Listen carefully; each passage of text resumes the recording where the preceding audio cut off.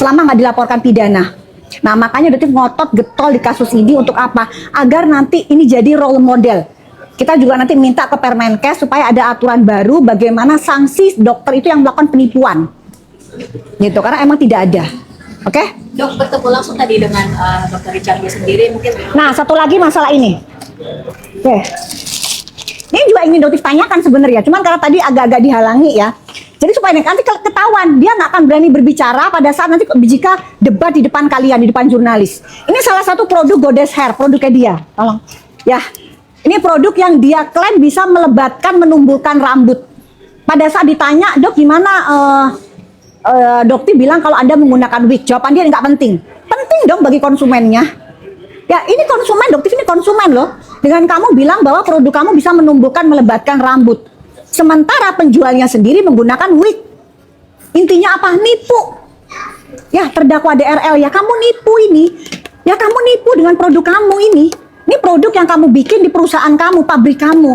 Kamu bilang ada ascorbic acid. Ini nipu produk ini. Kenapa nggak kamu tuntut dokter bilang produk kamu nipu? Tuntut dong. Atau kalau misalnya dokter bilang kalau kamu bilang produknya WT itu palsu. Kenapa kamu nggak bikin LP?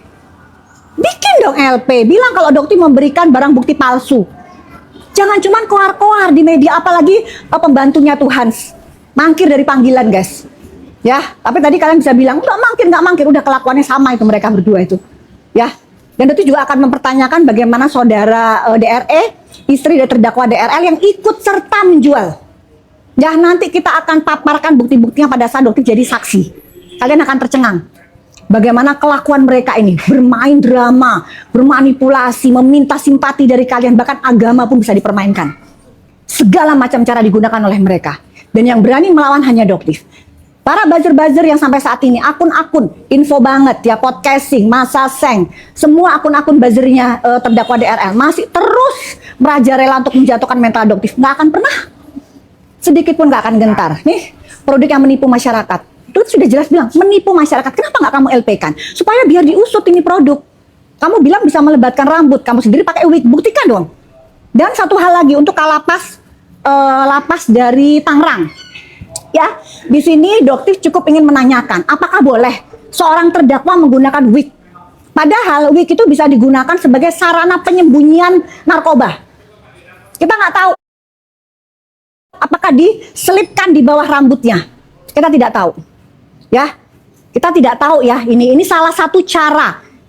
Kenapa kok wig dilarang digunakan? Karena bisa dijadikan sarana untuk menyembunyikan narkoba. Misalnya seperti itu. Ya, bisa juga digunakan untuk menyembunyikan alat-alat tajam, misal silet lah atau sebagai yang seperti itu.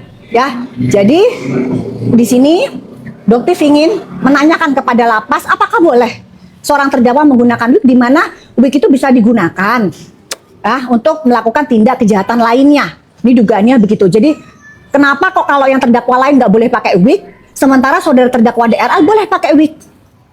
Ya, itu bisa digunakan untuk menyembunyikan narkoba. Ya, dan itu juga akan bisa membuktikan bahwa kalau dia menggunakan wig, sementara dia menjual produk serum penumbuh rambut, Zong. Ini bentuk penipuan. Dok, tadi kan cuma hanya 2 ya akun yang pihak sana merasa keberatan. Padahal sebenarnya yang dokter tahu seperti apa? Jadi memang sebenarnya yang tadi yang dokter kasih tahu bahwa ini salah satu bukti. Ya, ini salah satu bukti, makanya dokter tanyakan apakah ini Goddess Skin by Athena. Dokter membeli di sini juga. Kenapa kok tidak pernah diungkapkan ke publik? Sibuknya hanya masalah gerabah shop, resellers. Ini kok nggak diomongin? Ini kan salah satu bukti, secuil bukti.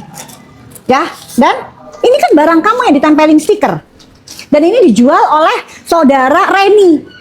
Ya, pada saat dia live. Ya.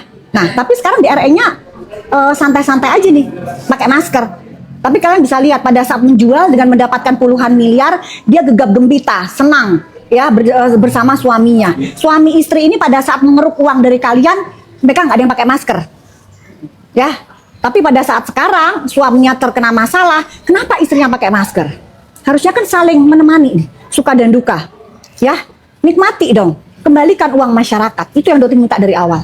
Ya, oke? Dok, terakhir dok, rasanya tadi sudah bertemu langsung Ketemu langsung meluapkan dengan- apa yang Kalian bisa lihat bahwa memang mentalnya sebenarnya mental apa? Nggak berani. Kalau dokter senengnya kita berdebat di depan jurnalis. Kenapa? Karena begitu dikasih tahu bukti seperti ini, begitu dikasih tahu yang namanya wig, dia pakai wig, wah dia pasti mati kutu guys.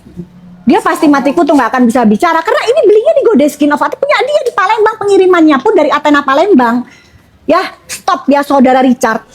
Ya, stop kamu menggiring opini. Itu karyawan kamu ya, Hans Pranata sebagai direktur dari PT Duta Layar ya, Dotif lupa nama lengkapnya. Duta Layar apa gitu ya. Itu jadi gini guys, akun dari saudara terdakwa DRL yang akan dilakukan penyitaan.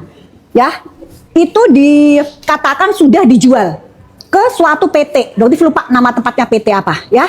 Tapi ternyata setelah diselidiki PT tersebut dimiliki oleh direkturnya oleh Hans Pranata.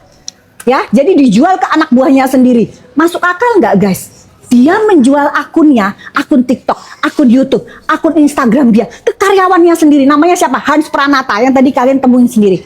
Hans Pranata. Direkturnya. Jadi dia mengambil Hans Pranata sebagai direktur. Ya, untuk pemegang akunnya. Gitu. Oke ya guys ya. Sudah ketemu bertatap langsung tadi sempat bersapa juga sama DRL seperti apa dok? Ya kalian bisa lihat nggak berani. Kalau emang dia bener kenapa dia nggak berani langsung berdebat sama Doktif gitu aja. Oke, gitu aja ya. Thank you ya, makasih ya. Oh, ini Doktif langsung ke Komisi Yudisial habis gini memberikan surat. Jadi Doktif juga ada yang namanya surat ke Komisi Yudisial. Jadi surat ini isinya permintaan terhadap Ketua Komisi Yudisial Bapak Abdullah Khair untuk mengawal perjalanan sidang agar tidak ada hal-hal yang tidak diinginkan. Ya, tapi Doktif tetap yakin hakim Panitera Pengadilan Negeri Tangerang akan tegak lurus merah putih. Ya, tapi untuk sebagai pengawalan Doktif juga akan meminta ke pihak Komisi Yudisial untuk selalu mengawal. Kenapa? Karena orang yang kita hadapi terdakwa DRL sangat manipulatif. Ya, pintar banget dia. Apalagi berbicara, udah kayak sales obat aja kalah sama orang ini. Ya, jadi pintar banget dia bicara, guys. Pintar banget. Ya, jadi kita kawal bareng. Kalau Doktif yakin, ya, pihak jaksa merah putih, ya, Pengadilan Negeri Tangerang pasti merah putih. Ya, jadi ini hanya bentuk untuk mengawal saja, seperti itu. Oke, thank you. minggu depan akan datang lagi dok? Minggu depan, nah itu tanggal 14 Juli kan masih lama. Insya Allah sih datang keputusan. Untuk keputusan nanti akan datang dok. Insya Allah datang, dan Doktif sih berharap di situ mulai ada mental dari terdakwa DRL dan DRE untuk menghadapi Doktif. Dan seneng banget kalau mau debat itu debat di depan jurnalis, jangan sembunyi-sembunyi di belakang. Pengen ketemu di belakang, ya minta tolong Bang Hotman berapa uang untuk nutup mulut, nggak bisa. Ya, udah nggak bisa. Kamu itu kembalikan uang masyarakat, titik. Itu aja dok. Itu aja permintaannya dari awal Doktif minta itu. Kerugian masyarakat itu dihitung itu mencapai 300 miliar. Balikin uang itu, bukan 50 miliar untuk membungkam mulutnya Doktif. Nggak akan, nggak laku uang haram itu, nggak laku. Ya, jadi balikin uang masyarakat. Ya, terima kasih buat hakim, jaksa. Insya Allah kalian merah putih. Terima kasih. Tadi dikatakan tidak, kenapa? Karena memang ada celah hukum di situ. Ya, tidak ada. Jadi kalau dugaan menipunya ya dilaporkannya di sini pidana. Ya, jadi biar nanti masyarakat bisa menilai. Kecuali misal ada tindakan malpraktek. Misal, ternyata ada tindakan misalnya dokter melakukan abortion, ya, atau melakukan malpraktek sehingga menimbulkan korban yang akhirnya sampai menimbulkan cacat. Ya, nah kalau di sini posisinya terdakwa DRL, ya, itu diduga nipu. Paham nggak? Nipu. Jadi memang tidak ada hukum yang bisa dilakukan oleh kode etik profesi ini, nggak bisa, ini celah. Jadi dokter juga sempat bertanya, jadi dokter tuh bisa nipu dong. Ya, dokter berarti berak-berak aja dong nipu tapi nggak ada sanksinya.